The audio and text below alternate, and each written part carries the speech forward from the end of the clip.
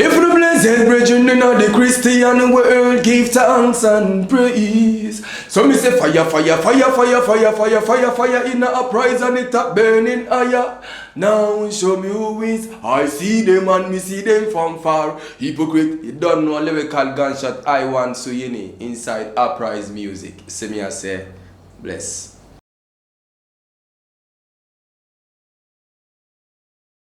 Okay, well, first and foremost, Iwan means I win always naturally, and then as all my fans know, that's my first name in the industry, and then 2020 was exactly 10 years, so I had to celebrate my 10 years anniversary. So I thought it wise that why don't I rebrand so that when you hear my name anywhere in the world, you can connect it to my country. So Suhyini is my local Dagbani name, which means one heart.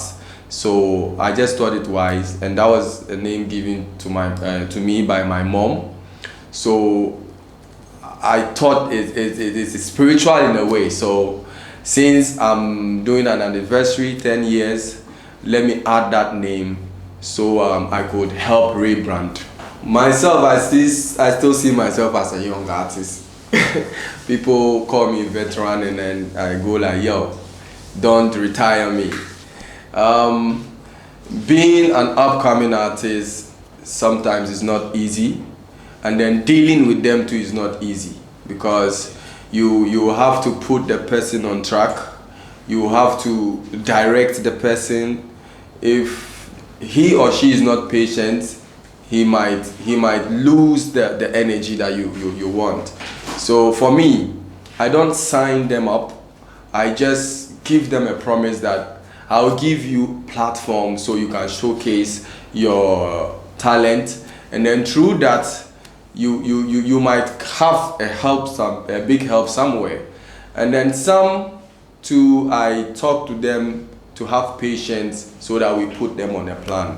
So that's what I've done over the years, and then a lot of artists have passed through my hands, and we are grateful. Some of them have made some prominence in the industry, like Rude Boy Ranking, like I Judah, who later joined Beam Nation.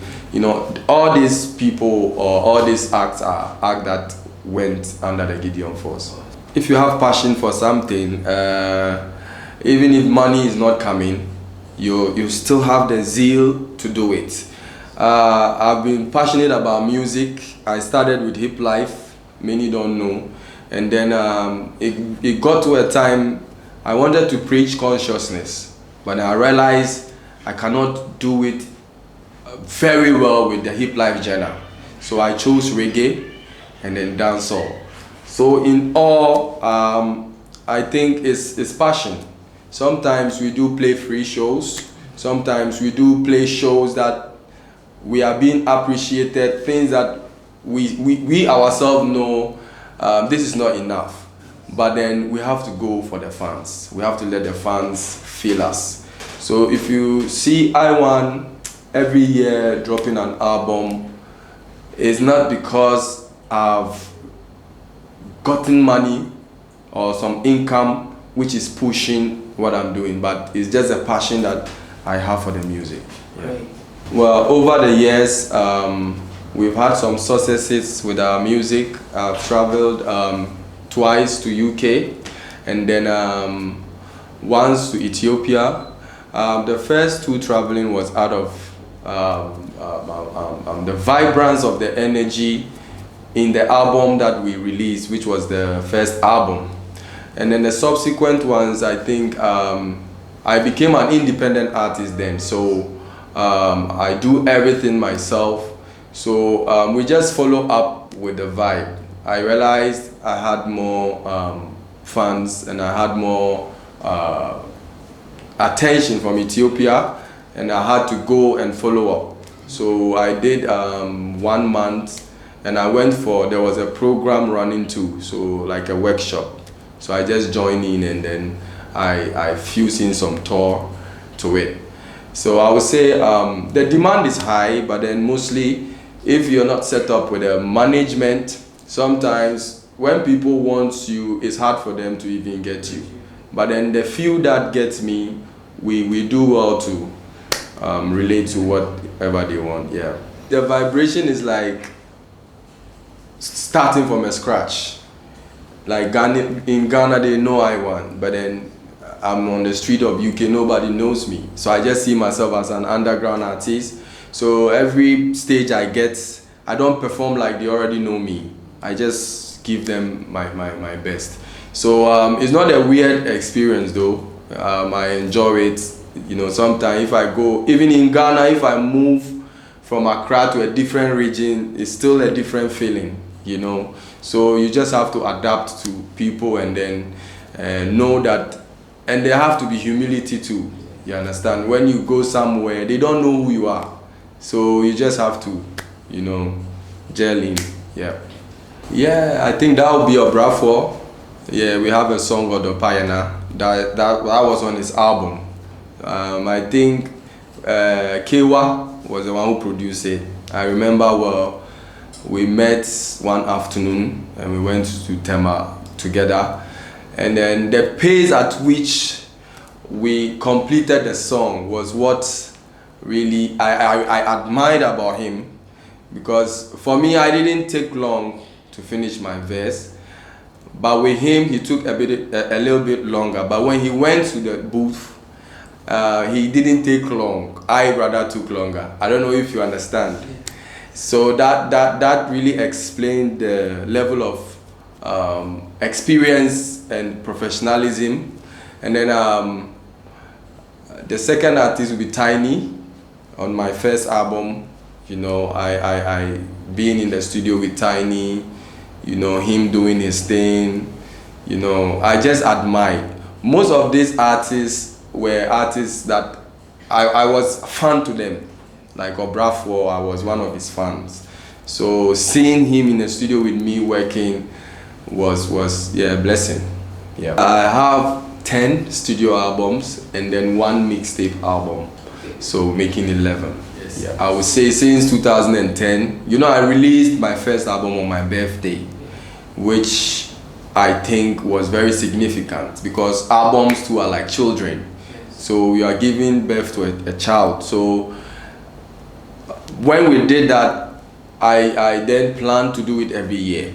So since 2010 to 2020, we've been releasing albums. That's why we have 10 or 11 albums. But I think 2 years within, we missed out. I think I just create because I'm creative. If awards come in, yeah, why not? We celebrate it. My first song, or my first album, which got me the first Reggae Dancehall Award, wasn't written having an award in mind. You know, so for me, I just do the work, and then when it's being appreciated, then I go. Because most awards are being bought nowadays. People lobby, they get it. Some are not really real. So for me, I would love to get an award which is worth it. Yes. So if I write a song, I don't look at award at all. I just write my song.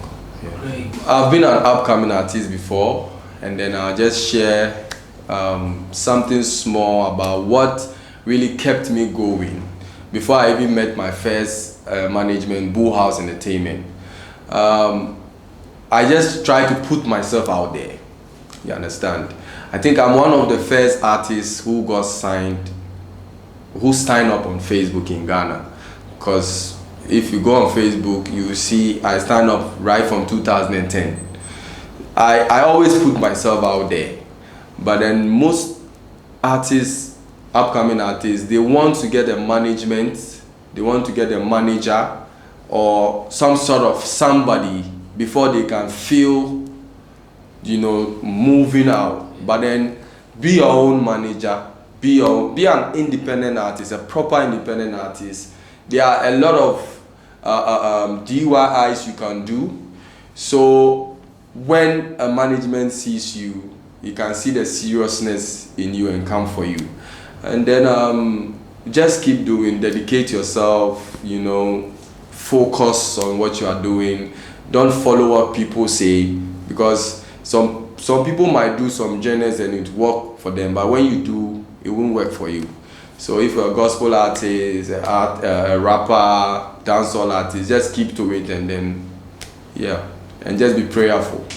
Straight. My last concert for the year will be on 23rd December inside Osu Flip Bar. So fans them should just make a note. It's going to be a live band event. I'm going to do it with my own colleagues in the reggae dancehall industry. So you just roll in and then come and see proper live banding. And then just follow me on my social media handles at Iwan Suhyini on all the social media platforms. And then watch out for more videos from the Rainbow album. Go on iTunes, Amazon, Boomplay, everywhere, and just stream the Rainbow album. Apprise, the number one.